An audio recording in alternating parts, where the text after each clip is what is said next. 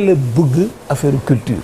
macha allah te ñi ma topp yëpp boo xoolee si politique ma leen tiitaroo que ce soit les Marcus Garvey et autres ces panafricains là dañ ne on ne peut pas construire un état sans sa culture.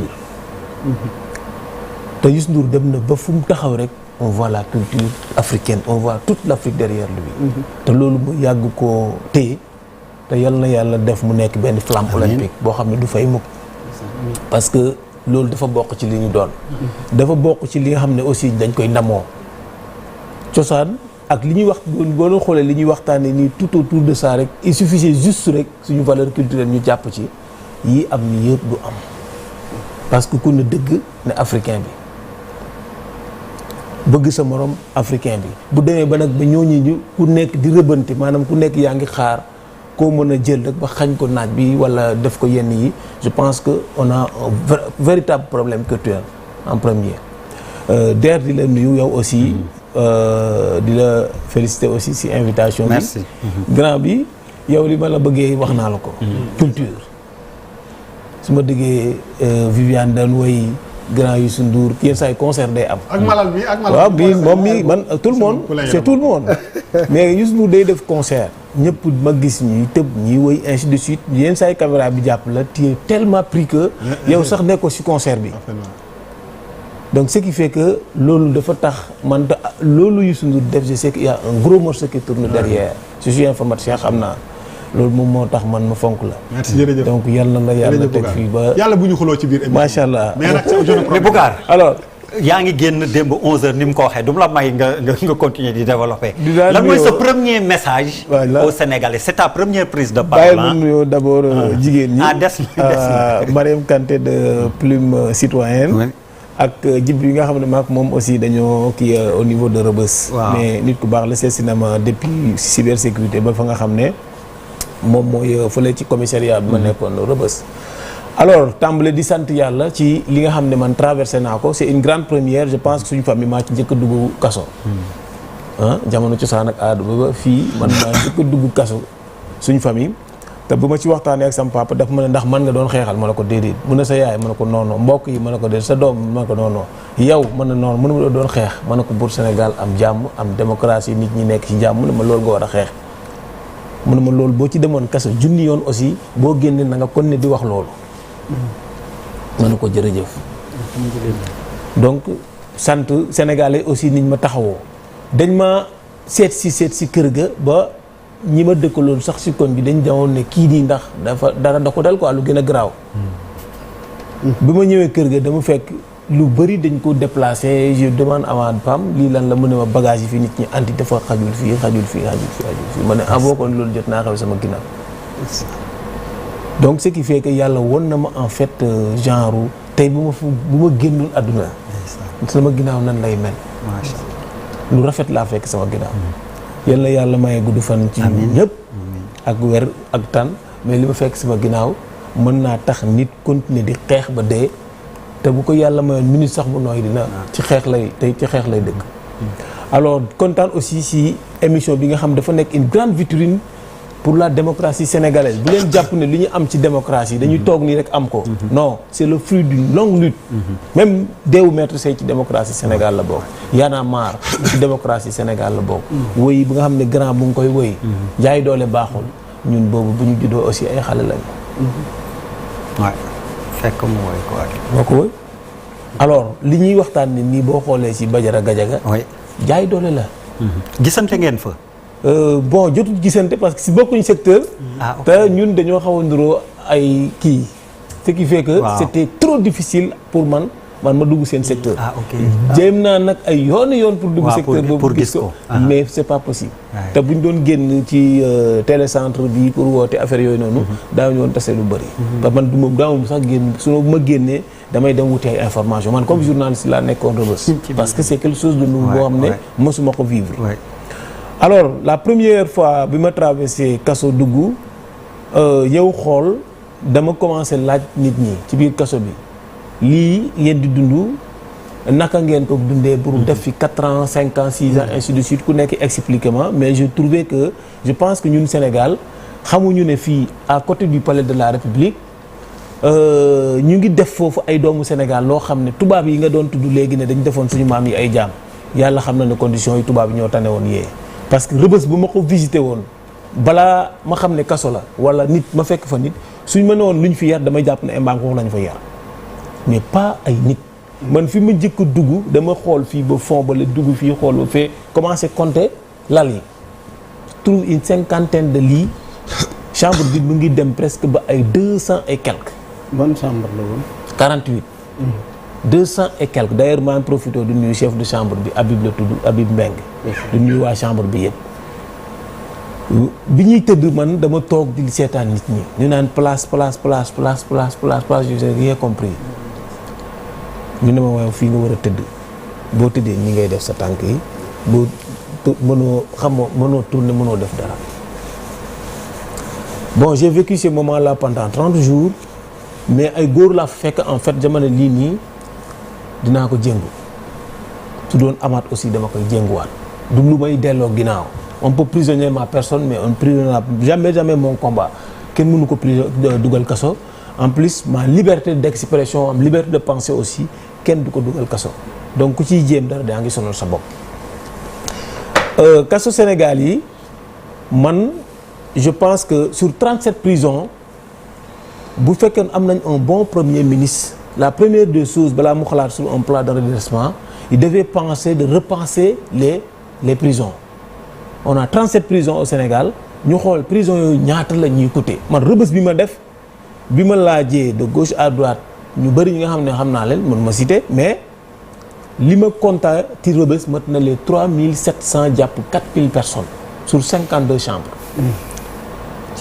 loolu c'est incroyable c'est très incroyable à un instant je dis moi je suis pour la prison da nga ne léegi ñi tooñ dañoo war a dugg kaso c'est vrai ñu tooñ def ay actes criminels et cetera dañu war a dugg kaso mais il y a des formes de délits mineurs yoo xam ne war nañ repenser waat encore la prison parce que def 4000 personnes ci benn bërëb bu ñu yeewoo dañuy sangu ndox mi c'est gratuit courant bi c'est gratuit dund bi c'est gratuit les conditions de logement sont aussi très terrible mais gratuite santé bi ku feebar aussi da ngay faju mais combien la prison de Rebeuss coûte à l'État du Sénégal Rebeuss bu ñu ko xooloon normalement ça coûte 50 à 100 milliards annuels à l'État du Sénégal. Ah oui. Le Rebeuss coûte extrêmement cher c'est 4000 personnes chaque jour ils font la même routine te du ñu liggéey à part dugg ci chambre yi boo génnee cours du def 2 heures wala 3 heures ñu delloowaat la ci chambre bi loolu je pense que état bi dafa waroon a xalaataat comment ces prisons là on va utiliser cette jeunesse là parce que boo xoolee 98% ci ni nekk kaso ay ndaw lañ li ci des ay commerçants la ay entrepreneurs ay chauffeurs ay mécaniciens ainsi de suite ñoo nekk kaso doo fa fees boo xoolee bu baax ña fa nekk te doon jëf rek la ñuy def loo xam ne wax dëgg fa yàlla c'est un acte criminel mën nga xool à peu près les 500 personnes ça ne dépasse pas les 500 personnes donc leneen li fa nekk yëpp c'est pour ay ñii dañoo sàcc carax ñii dañoo sàcc kubéeru ventilo ñii dañoo jël ay affaires yu ñàkk xoroma ay ji big ay yu kenn xamul.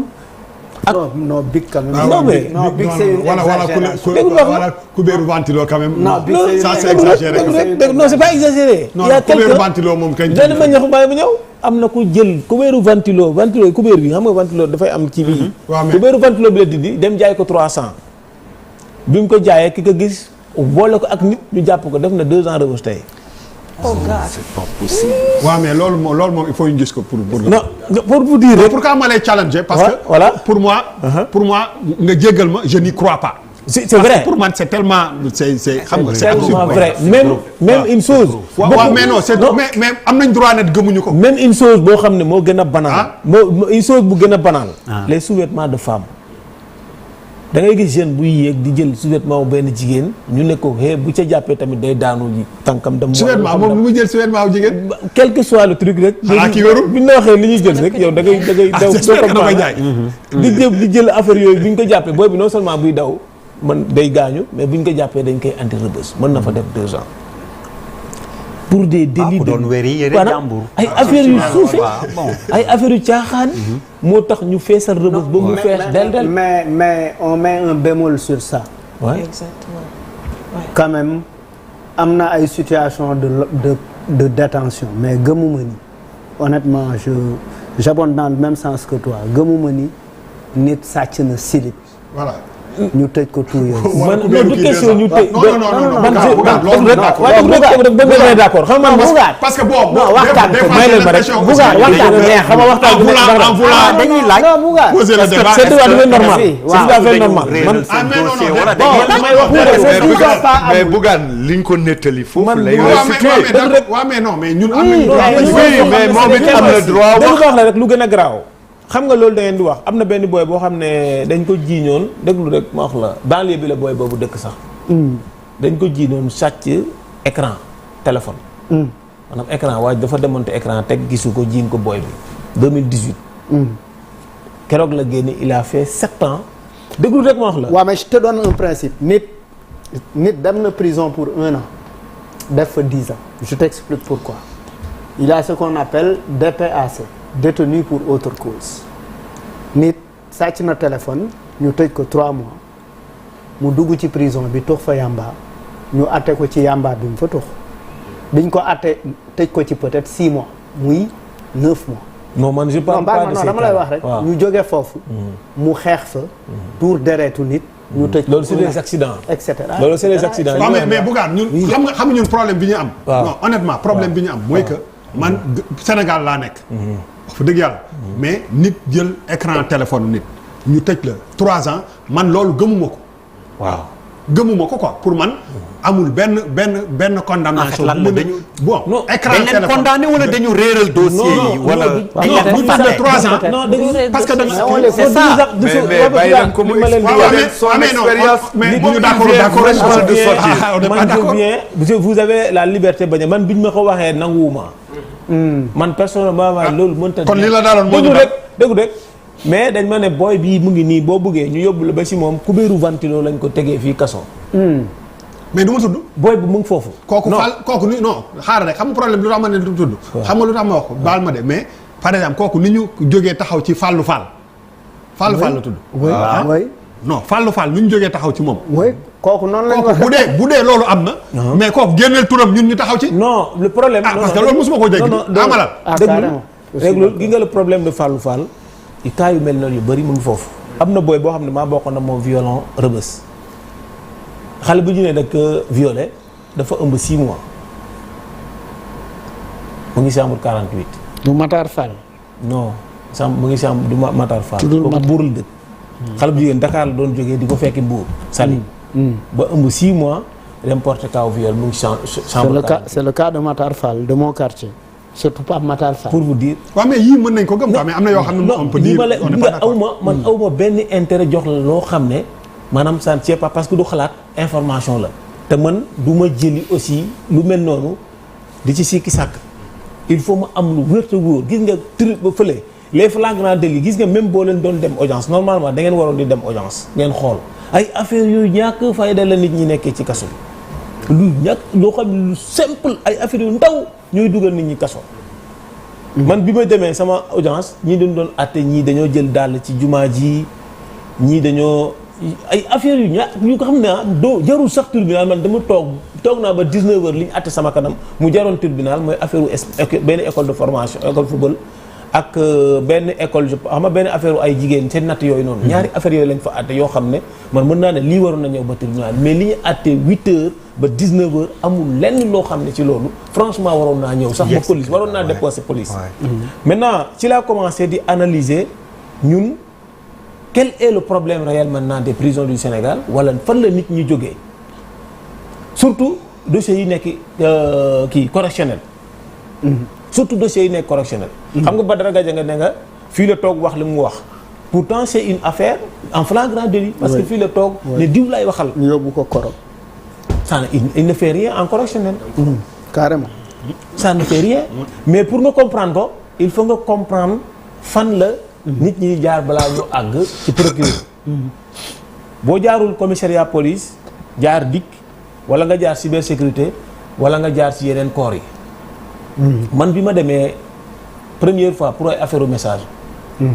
dañ ma ne message bi nga bind Facebook moom moo tax ñu lay woo ma ne la c'est un commentaire du message sax ñu ne waaw commentaire bi mu ngi nii on voulait te poser des questions ma ne leen ok d'accord ñu posé ma je pense 8 questions comme ça j'ai répondu aux questions. Qu'est-ce que tu avais dit? Bon je défendais le patronat ci patronat bi lañ nekkoon parce que gars yi dañu bëgg a gëmloo Sénégal yi ne ku am alal ni criminel nga je ne sais pas des trucs comme ça. ba si ñu nekk ci patronat bi gars yi jàpp ne ay nit ñoo xam ne dañoo sàcc alalu Sénégal la ay nit ñu baaxul lañ reykatu den c'est pas des choses comme ça ma tontu leen ne bon Sénégal ñun bu ñu juddoo dañoo fekk Ndiouga Kébé dañoo dégg Ndiouga Kébé dégg Djily Mbaye mais am na yeneen Sénégal yu topp ci ñoonu yàlla may leen alal boo ko Samba Dièye ci la grand bi may tudd nii yàlla na ko yàlla yokk ci la kii ni ñu ko waxatee Ablaye Dia Sénico ci la yàlla leen may mais il faut nit ñi gëm na ñooñu yàlla moo leen may mais pas à ce que ku am xaalis rek criminel la man fekkee da ngeen juddoo ci ay criminel ngeen wax ñun judduwuñ ci ay criminel dañ juddoo ci nit ñoo xam dañuy xare yàlla may leen xuloo boobu la affaire bi commencé mais dañoo dem récupérer sama benn commentaire ci ji ma doon tontu commentaire boobu lañ génnee dans le cadre spécial ci werante bi ñu doon werante ñu dem tegal ma ko bi ma répondre 8 questions yi ma njëkk a posé dama toog di xaar pour signer sama PV ñu yokkal ma 5 autres questions. gis nga bu ma comprendre loolu ce que c'est que le code pénal je pars directement en correctionnel. si parce que 5 questions yi ñu yokk ça visait directement l'article 80. 5 questions yi yokk sama PV ça visait l'article 80. ok donc c'était quoi les questions. non dañu yokk ay questions yoo xam ne. bëgg laal dossier Casamance bi xam nga l'intégrité territoriale.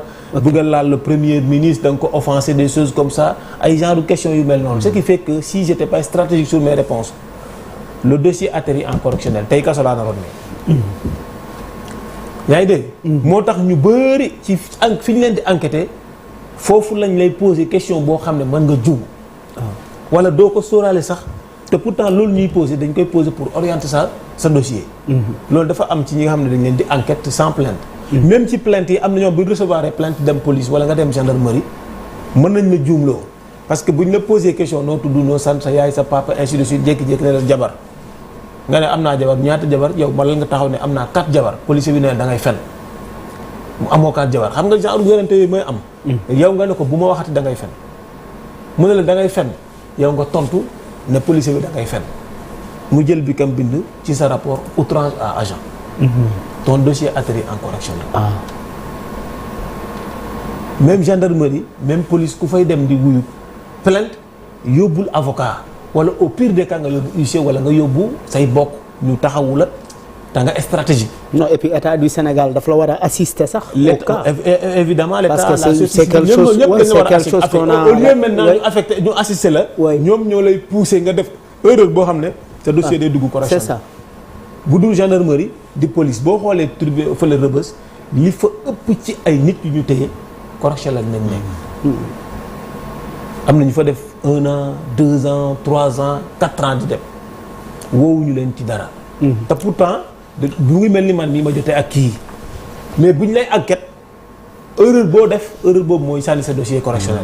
sinon beneen bi mooy dafa am ñoo xam ne ils sont en dehors de l'administration et bokkuñ ci administration et ils créent plein de choses à des Sénégalais yoo xam ne souvent ils sont innocents da ngay dem police ne diw def maa tooñ ñu ne am na koy bind plainte à côté nga dem raconter mu ne la temps la mën nga ko jox plus que ça. buy bind plainte bi da koy orienté ne ñaar ñi dañuy jote waaye am ki nga xam ne moom moo tooñ dafa am koo xam ne moom moo ko wax ne diw dafa mel ni il suffit mu bind loolu ci plainte bi le dossier atterrit directement en correctionnel te pourtant c'est un truc de flagrant délit. moo tax ku jot plainte wutal avocat. wutal ku jàng droit. moom mu xoolal la sa plainte jàngatal la ko xoolal la conseil la wax la ban côté nga war a jaar. pour yow sa dossier bu demee du dëgg ci yu mel noonu. bu nit ñi mais sur la plainte absolument rien n'est indiqué sur la plainte.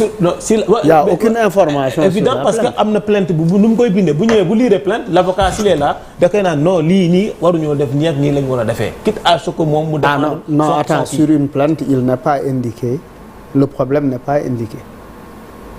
non sur la convocation. munoo jël non je veux dire buñ la convoqué. mais booy dem nga yóbbu avocat. Tu n'as pas accès à la plainte. Non, tu n'as pas accès à la plainte, mais da ngay yóbbu avocat. Ah oui, c'est ce avocat que tu bi dois, moom moo lay assister. Voilà. C'est ce que tu dois dire. parce que kii bi le PV. yow la concerné. plainte bi concerné wu la. Ah ok. alors leneen li nga xam ne mu ngi am aussi ay erreur nekk ci police yi. commissariat yi ak fi nga xam ne brigade yi. le plus souvent plainte bu ñëwee nit ñi dañuy jox tort ki recevoir plainte bi. waaw boo egsee rek yow dañ lay chargé. te boo deful attention ci charge yooyu ñuy chargé nga tontu wala nga bu fekkee da nga nekk nit ku impulsif nga tontoo noo xam ne ñoom seen bopp bu ma da ngay jot ak ñoom. léegi en plus de la plainte am nga problème ak benn agent de l'État moo tax képp ku jot plainte première des choses. non on ne reçoit pas une plainte. non on pas reçoit une convocation. excusez-moi. Il y a nuance hein. non il y a pas de nuance. waaw. képp ku jot convocation tu vas avec un avocat. oui. soo ko deful yow di nga tooñ sa bopp. beneen bi mooy nañu bàyyi autour des commissariats de police et de gendarmerie ñuy naan nit ñi dem leen ci diw mu bindal la plainte. waaw.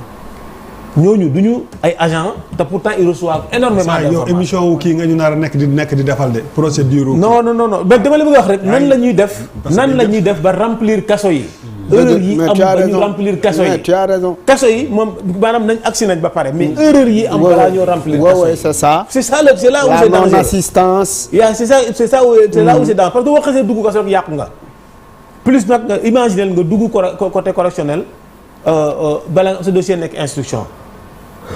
boo xoolee Badara Gadiaga dossier bi ça n'a rien à voir d'instruction te pourtant mën nañ ko piéger bu ñu koy interroger Abdou Nguer son dossier n'a pas d'instruction mais mën nañ ko piéger wax ko wax joo xam ne moom dina ci tontu bay jàpp ne loolu du dara moom dañ koy bind te loolu mën na orienter seen dossier.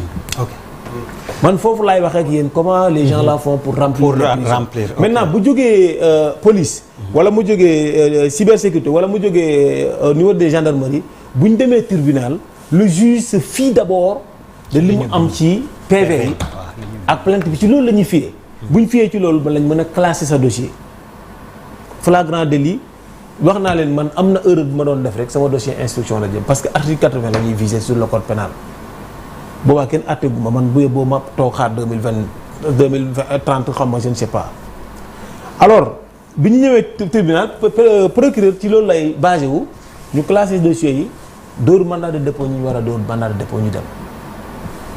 suñ leen dóoree mandat de dépôt beneen affaire encore mu ngi am entre les prisonniers les avocats et les familles des prisonniers prisonnier boo dugal day dem wuti avocat l'avocat c'est en premier un conseil avocat bi nekkul rek dem taxaw ci baar bi avocat nekkul rek pour dem taxaw ci baar c'est un conseil dafa war a ñëw assister ki nga xam ne moom la war a taxaw fi mu nekk au niveau de la prison daal di koy conseiller waxtaan ak moom ci li mu war a def balaa moo dem parce que procureur dafa jot benn information xamu la noo war a solo noo war a démarcher ainsi de suite boo yu bëri dañuy jum ci loolu devant le procureur il les prend comme coupable amul sax wax comportement da ngay ñëw taxaw ne xool li ngeen may woo am noo waxee moom day naan kon li ñu may wax nii dëgg la ab juge wala ab procureur mënul la tëj te yow bi nga xam ne yow yaa ndey bi déglu la mais dafa am information mu am doog a ñëw si yow ce qui fait que loolu aussi day tax ay boo yu bëri dañuy baruñ woon def sax 24 heures prison mais dañ fay mujjee def 10 ans vraiment defal nga plaidoyer. donc loolu avocats yi ñoo waroon def ce rôle là beneen bi nga xam ne il faut aussi c'est devenu boo amee prisonnier c'est comme un otage parce que avocat bi day ñëw di nga fay avocat bi c'est vrai yenn saa il y a des avocats qui ne respectent pas li ñu wax ak prisonniers yi da ngay gis famille yoo xam ne dañuy dénoncer avocat bi parce que dafa respecter seen kiiwu mbokk ñuy reporter à chaque fois audience am. taxaw bi war daal du ci am waaw du ko donc bu demee ci loolu nga gis ay nit ñoo am rek dañuy ñëw profiter carrément aux familles parce que dañuy naan sa doom mu ngi prison xam naa diw mën naa fexe ba sa doom génn prison.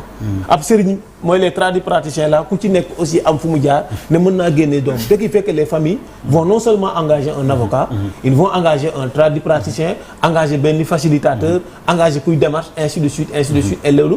ça di passe di fa dem. di fa dem di yóbbu añ ce qui fait que un seul prisonnier ça appauvrit 2 à 3 familles au Sénégal. Le prisonnier coûte cher parce que en quelque sorte le prisonnier est un otage. C'est vrai ce que tu dis. C'est un otage. Démarcheur, facilitateur, tradipraticien, médiateur, ainsi de suite, plus sa avocat, sa famille bëgg joxale ainsi de suite. Et puis aussi le poids de la perception sociale. Sociale, waaw. Tu as raison. loolu mënta nekk moom moo tax appauvrir famille sénégalaise yomb na yomb goo xam ne kenn xamul fu mu toll. te dañ ciy boole encore di jéem a xool ndax est-ce que ci côté procureur wala peut-être juge yi ñoom mën nañ fa def dara parce que doom génn kaso. ndeysaan. gis nga problème yi ñu am. lii la c'est de ne pas prendre les prisonniers comme des otages. Merci beaucoup. Les conditions de détention sont catastrophiques. lu métti la lu baaxul la. loolu ne serait-ce que loolu rek. man fee ku ma ne woon nit mën na fa nekk man mii sax di wax boppam bu ma fa nekkee rek dama ne non man samay nawle góor lañ du ma def ne je vais faire comme eux. c'est que c'est tellement catastrophique li nga xam ne mu ngi am ci prison au Sénégal yi te war nañ ci wut solution ak nu mu gënee gaaw. il y a d'autres types il faut repenser les prisons. nee naa leen benn prisonnier ça nous coûte cher da ngay gis booy bi doon sàcc carax ñu jàpp ko. ñu ne prison booy bi dem prison bëgg fa def 6 mois mais day sangu day lekk day loger difficilement day taal courant bu feebaree yow yaa koy faj. le coût là c'est combien état bi c'est combien il dépense pour ce gosse là. est-ce que mënuñu woon wut beneen format pour les délibineurs. boo defee li ñu amaan la temps. wala ñu bale loola mbedd. l'application même des dafa am lu ñuy woowee l'application des peines alternatives. waaw moom laa lay wax il faut repenser les prisons avec des peines alternatives ñu daal di génnee ñëpp ñi nga xam ne c'est des délits mineurs ñu def leen. ba pare dossiers yi nga xam ne dañu nekk correctionnel wala chambre criminelle ñu bañ a bàyyi aussi ay nit ñoo xam ne dañoo attaqué ay nit wala def yenn yi. ñu bàyyi leen Rebeuss pour 4 ans 5 ans non. mais ñu atte leen au bout de 6 mois au plus. au bout d'un an ñu yóbbu leen dans les prisons de dépôt et que ces prisons aussi bañ a nekk prison yoo xam ne nit ñi dañuy dem toog foofu tëdd lekk ñun xam nga lan la ñuy def tëdd kaso daal jaamu yàlla bu metti moo fa am ak tëdd nelaw amul leneen donc on ne produit rien du tout je suis parti jusqu'à penser que est-ce que on ne peut pas trouver au moins de construire des prisons agricoles comme nii lañu nga daa continuer Rebeuss mais on construit des prisons agricoles vers le fleuve on déplace tous ces prisonniers yoo nga xam ne c'est des délits mineurs mais ñu teg leen foofu noonu teg foo xam ne dañ fay béy bi ñu yeewoo dem béy on est en train de voir qu'est-ce que l'État peut les payer. ñu bàyyi ñeneen criminels dans ñi nga xam ne dañoo def ay actes criminels dans les autres prisons de dépôt et la liberté des d'un prisonnier ki nga tëj 20 ans wala nga tëj ko 8 ans ainsi de suite da nga ko tëj mais am na droit am ngelaw bu baax pour nooyi moom am na droit am ngelaw bu baax pour nooyi am na droit am fu mu tëdd fu baax nekkul ne yow doo tëdd fu baax doo nooyi ngelaw bu baax ndax day tàng doo lekk lu baax amoo droit boo amee jabar doo ko gis bu ñu la tëjee 20 ans cela veut dire que yow dootoo jur te pourtant am na droit procréation mais bu ñu la tëjee 20 ans dootoo jur c'est fini ñii ngay xal di gisante ak sa jabar ci kii ba 20 ans loolu daa mën a nekk te nga am ay doom léegi doom yi nga juróon avant ngaa dugg kaso boo defee 20 ans doom yooyu ils deviennent des grands kan moo leen di yor personne on recrée encore des jeunes yoo xam dañuy def des petits délits ñoom ñooy delluwaat kaso moo tax nga te prison am na ñoo xam ñu ngi fa seen jarbaat am na ñoo xam ñu ngi fa ñu ak seen i doom te pourtant c'est la mauvaise manière qu'on a géré cette histoire-là moom moo tax muy déborder ba à ce point-là mais retenez que c'est un lieu d'humiliation oui c'est ça ñu bëri ci foofu dama leen fekk ma ne leen faites attention l'inhumanisme que vous avez vécu avant de rentrer à Rebeuss que ceci ne vous transforme pas à des idiots demain parce que dañ lay dugal ci maanaam dañ lay ñàkkal fayda suufel la def la ñaawteef Sénégal xamul valeur nit en fait Sénégal xamul ne malal mii am na lu mu def Sénégal bés boo juumee lu ndaw biñ lay àtte dañ lay jàppee koo xam ne yow maanaam yaa gën a def li gën a ñaaw ci nga relever dara les articles qu'on vend dans la boutique de la prison coûtent très cher c'est-à-dire c'est le double un paquet de cigarettes coûte 2 fois plus en prison qu'au dehors Bouga vraiment c'est un plaidoyer. waaw merci pour xam ni ak situation. waaw comme ni nga waxee. j'aurais souhaité gis nga lii cas par cas. ma wax leen erreur yi ñuy def. xam naa loolu c'est exactement. temps bi ko may mais li ci wax nii am loolu laa wax c'est instructif. merci Bouga. mais il a donné des pistes de réflexion. oui macha allah. merci Bouga xam naa bu ñu ko temps bi permettre ñu dellu si.